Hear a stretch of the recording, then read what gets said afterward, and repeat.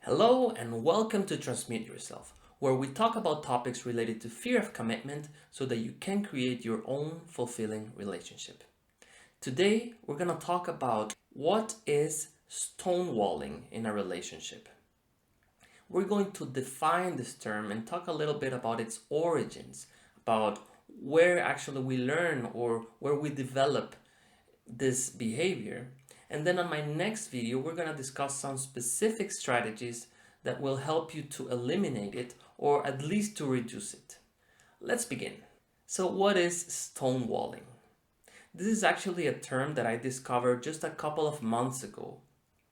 I usually called this behavior in the past emotionally withdrawing or becoming unavailable. However, there's a very specific term which is stonewalling. Now, you may already have an idea of what I'm talking about because of what I just said, or maybe it's something that's common to you. It wasn't to me back then. But the behavior itself was common to me. It was something that I had applied many, many times. So instead of me trying to define it conceptually, let's just go directly to an example. Imagine that you are talking to your partner and suddenly he or she says something that bothered you, something that triggered you. It can be that you felt offended or that you felt controlled or anything else that triggered you. And then all of a sudden you feel as if you go within, you turn into yourself and you simply stop responding. For example, you don't speak back to her, or you simply do not interact. You cut off the interaction completely. It can feel a little bit as if a bubble, an emotional bubble, draws you in and doesn't let you out. So it's not necessarily that you don't want to interact anymore, but that it feels as if this were stronger than you and you simply can't. As if you cannot come out of that. And I sometimes call it also like an emotional cage in which you are trapped and whereby you, even if you want to speak back or something within you is stronger and you just are completely silent. And what can happen is that the person keeps talking to you and you don't respond back, or that you simply walk away and leave your partner speaking to himself or herself. And as you are within this emotional bubble, you are of course unavailable to the partner, but it can be also that you are constantly speaking to yourself in your head, right? Talking or fighting back against the aggressor, against your partner, for example. You can be saying within yourself, oh, why did she say that to me? Or she doesn't have any right to talk to me like that, or to try to control me, or to criticize me like that. She doesn't have a right, and then you might repeat it, and you might repeat all the reasons why what she did was bad. It can also be that you are void, empty, that you're not saying that much in your mind, but that you feel it might be that you feel sad, you feel hurt, and you just want to avoid that trigger, that person. So it can be that you find a way to distract yourself. You can take out your phone and act as if you're reading something, or actually read something so that you distract yourself, or you take anything else that can make you distracted, or you can just again leave and go for a walk or go see friends, but anything that can make you be away from your partner at that point.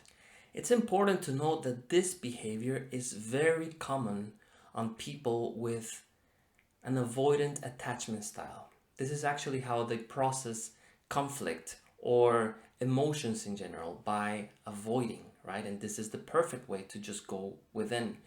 And as you might have heard in some of my videos, an avoidant attachment style can lead into a fear of commitment, or when it's very strong, into a commitment phobia.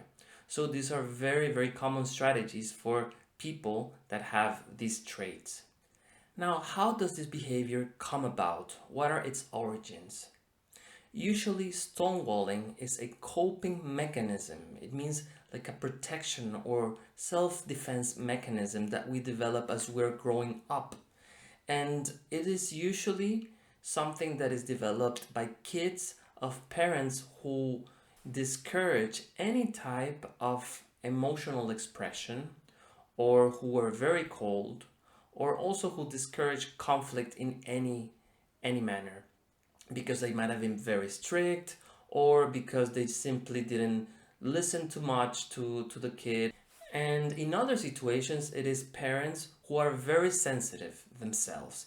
And if the kids say no to an instruction, for example, or a command from the parent, then they get very sad or very sensitive. And as the kid doesn't want that, then they might just end up doing whatever the parents say.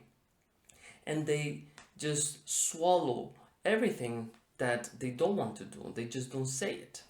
And this builds up in a way as a bit of a passive aggressiveness in which the kids do something that they don't want.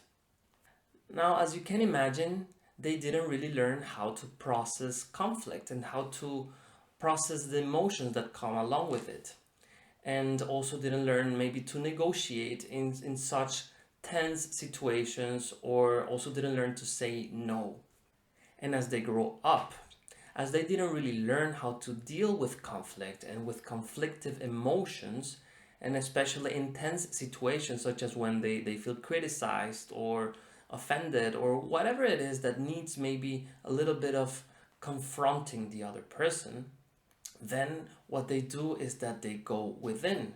This is something that can avoid probably the anger of the parent back then, and now the partner is just a projection of that. So they develop this as a protection mechanism from dealing with conflictive situations and emotions. What happens is then that as they are within this emotional bubble, they are protected from whatever else the other person might keep saying.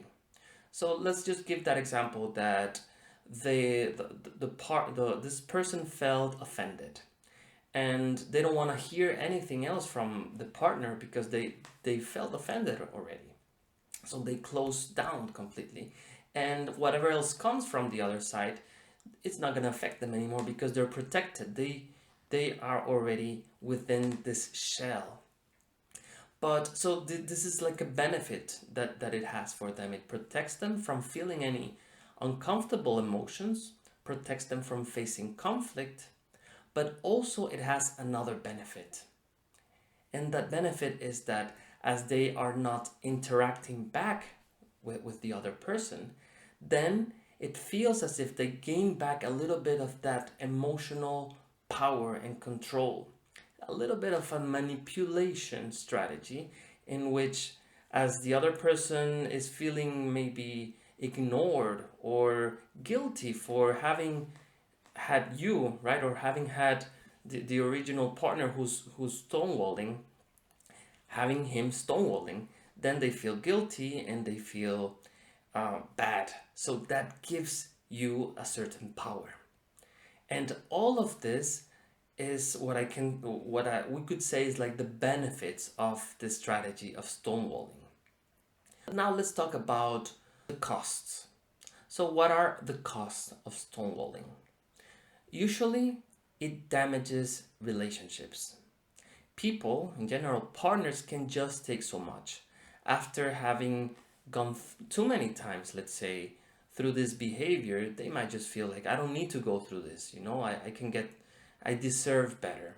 And then they might end up leaving, for example. If they don't leave, then another cost is that you're actually hurting your partner. And I'm pretty sure that's not something that you deep inside want to do. It can also make you feel guilty. So it's true, you are within an emotional shell, as I said before, and you're not feeling that much. But actually, you may feel a little bit guilty because you know that what you're doing is having an effect on the other person. However, the other emotion, which is a little bit of power that you may feel as you gain back some emotional control of the situation, can be stronger. But this this can become a bit of an emotional bump within you. You know, guilt that you're repressing within your stone walls, and power, and all of this can come together and doesn't in the long term can create anxiety, can make you feel bad, because these are emotions that are catabolic, which means that can actually have a destructive effect in the long term in the body. Another thing that can happen that's a cost, in my opinion, is that as you withdraw emotionally, you're not just withdrawing from your partner specifically, but you tend to do it also in many times with other people or with life in general, because again, you close an emotional door, and that will prevent you from feeling good things as well, and will discourage you from interacting with other people because you are within your own drama there in that emotional cage. So it can make you feel in the end lonely as well and disconnected from your emotions in general, but also from life and from other people. And last but not least, it can become a habit. So the more you do this, the more it becomes an automatic reaction. So whenever you get a bit pissed or offended, then you just go within this bubble.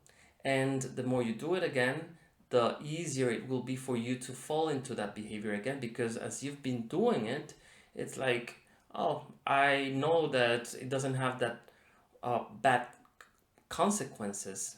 It's not that bad, so I'll just do it. You're not thinking that, right? But it becomes something that you can do more often. So these are some of the things to watch out for when we stonewall. Okay, as we're ending this video, I just want to remind you that this can be an automatic behavior. This is something that is done pretty much subconsciously, and if we're not aware of it, if we don't really know what it is, or we simply fall into the trap of expressing or not expressing our emotions by stonewalling, then it's something that can become a part of our personalities. And it doesn't have to be so. So as what I wanted to do with this video is to just raise your awareness about this behavior so that you can notice it when it happens, and that can as of itself be already some gain. It's a step ahead of probably where you could have been before watching this video. But on my next video, we're gonna talk, as I said at the beginning, about specific strategies that you can use in order to reduce this behavior and even to eliminate it completely. So don't miss it. Finally, if you're interested in this topic, I actually wrote an article for a magazine called Brains magazine, where I write extensively about it, and you can just see more in-depth information about this very interesting topic that I know many people display. And I will leave the link for this article in the description of this video. If you have liked this video, if you think this is useful for you or could be also for other people, I invite you to hit on like, to subscribe to my channel, and to share with other people. This has been everything for today. Thanks a lot, and see you